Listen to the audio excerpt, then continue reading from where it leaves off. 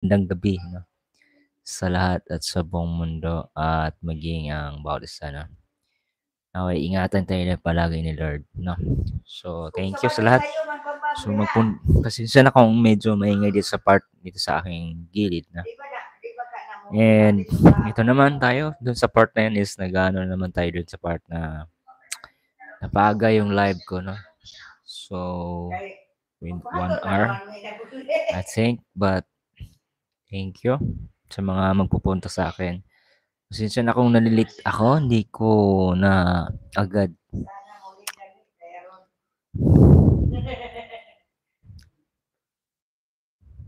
no. Pasensya na kung medyo natagal pala ako. Dahil naglinis, et cetera 'no. So, ayan nandito na tayo. Sinong ready? At sino ang ready pupunta sa aking live at so mamaya maligo din. Pero ngayon is enjoy muna natin yung Ay, usap. bakasyon na. Asa na po ito magala-gala. So, yun.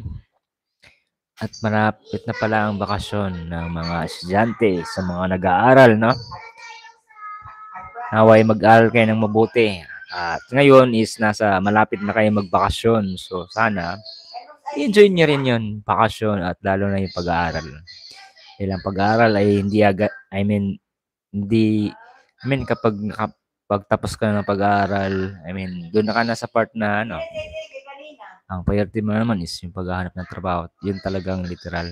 Pagkatapos mag-aaral, hindi ka na pag tapos ka ng pag-aaral, pagkatapos mong elementary, high school at college, katapos niyan is yun maging is yung work no? Sa future. So yun, kumbaga pagkatapos mo mag-aral yan iba naman yung priority mo. Yung future, yung trabaho, magkaroon ng trabaho. Yan talaga. So, hanggat nag-aaral pa kayo ay mag-aaral ng mabuti at i-enjoy ang lahat.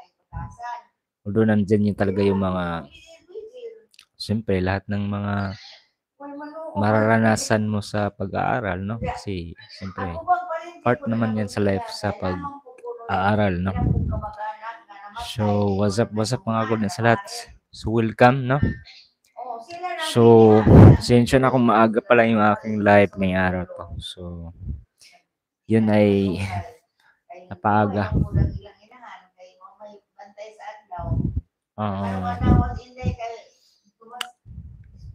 Okay.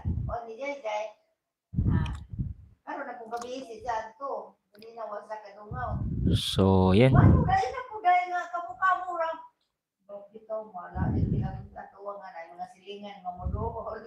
So, yan.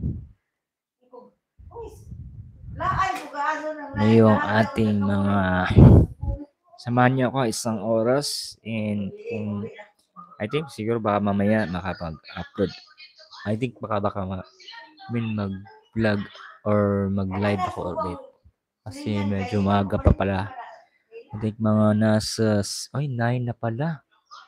Kala ko mga 6 pa. Yun pala yung orasan namin, hindi pala umandar. Yun no, akala ko naman alas 6 pa ngayon. Yun pala na ano ko doon nabudol ako sa orasan Akala ko talaga mga alas 6 pa. Yun na pala is 9:21 na pala. Akala ko kasi alas 6.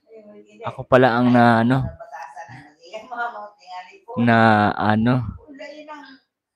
nabudol ako sa oras Akala ko ang alas 6 na.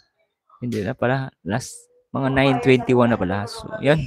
Salamat sa mga nagpupunta ngayong araw na to at sa mga dumadaan, no?